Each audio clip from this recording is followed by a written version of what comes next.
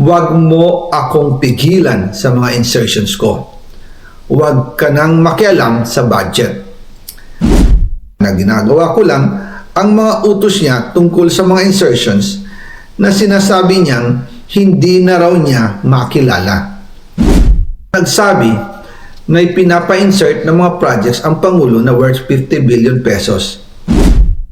Naging malinaw sa akin na siya mismo ang nag-utos kila Secretary Mina Pangandaman at Yusek Adrian Bersamin ang gusto niya ng 50 billion pesos na insertion.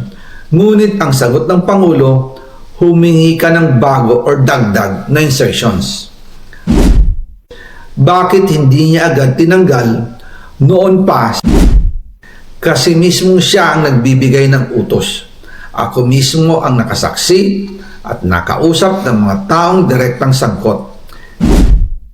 Hindi lang po ang Pangulo ang may insertion sa budget.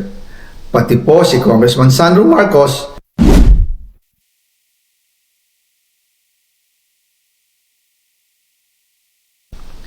pero kahit na na-deliver na ang 1 billion pesos para kay Pangulong Marcos at kahit na naisama na rin sa 2025 budget ang 100 billion pesos insertion sa pamamagitan ng BICAM Committee, ayon mismo sa utos ng Pangulo, nagagalit pa rin daw si BBM.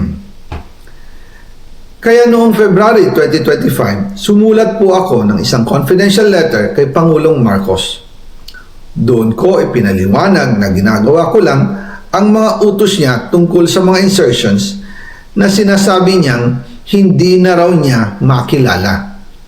Ilalabas ko po ang sulat ko sa Pangulo kasama ng bidyong ito.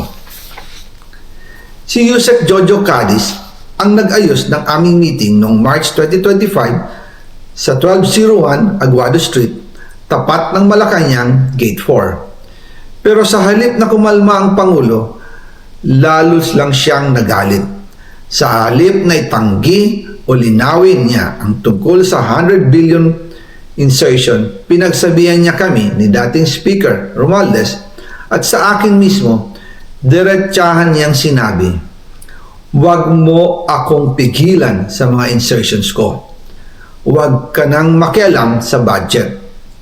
Dahil sa mga binitawang salita sa akin ni BBM, naging malinaw sa akin na siya mismo ang nag-utos kila Secretary Mina Pangandaman at Yusek Adrian Bersamin na ipasok ang 100 billion pesos worth of projects.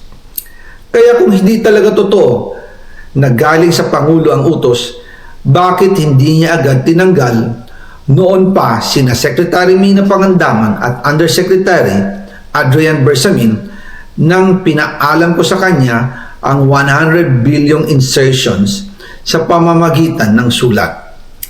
Bakit ngayon lang nila pinag-resign kung kailan nalaman ng publiko ang tungkol dito?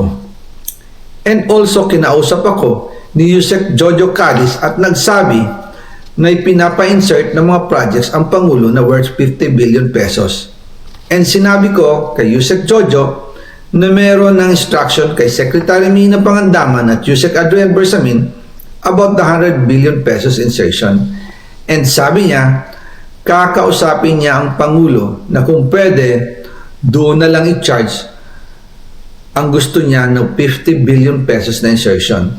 Ngunit ang sagot ng Pangulo, humingi ka ng bago or dagdag na insertions. Doon po nakita at naramdaman na hindi pwedeng sabihin ng Pangulo na wala siyang alam sa mga nangyayari. Kasi mismo siya ang nagbibigay ng utos. Ako mismo ang nakasaksi at nakausap ng mga taong direktang sangkot. Kaya hindi na pwedeng maghugas kamay at magturo na parang inosente. At kung titingnan ninyo ang 2026 budget, may panibago siyang 97 billion insertions. Pero ngayon, ipinasok na mismo sa President's Budget or NEP 2026. Yan po ang kinumpirma ni Secretary Manny Bunoan na may instructions ang Pangulo na magpasok ng 100 billion ulit sa President's Budget. Kaya wala na siyang pwedeng ipamigay. Ito ay nalaman ko noong May 2025 sa meeting namin kasama si dating Speaker Romualdez sa number 30 Tamarind Street, Forbes Park. Kaya nang nadiskubre ng House of Representatives ang insertion sa flood control sa 2026 budget, ibinalik namin ang DPWH NEP 2026 dahil mali na ito at panibagong flood control projects na naman. Hindi lang po ang Pangulo ang may insertion sa budget. Pati po si Congressman Sandro Marcos, meron din pong pinapasok taon-taon. Noong 2023, may 9.636 billion pesos. Noong 2024, 20.174 billion pesos.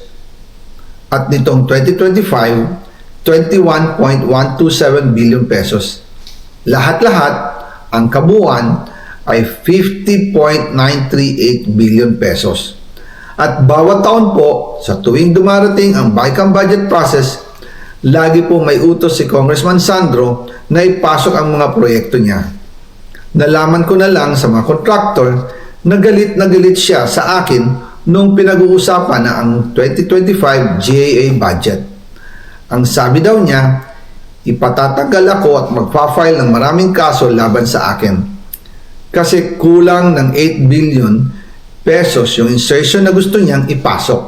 Ang dahilan daw, may mga contractor na nakapag-advance na sa kanya at dahil hindi na ipasok ang buong halaga, kailangan daw niyang magsauli sa mga yon.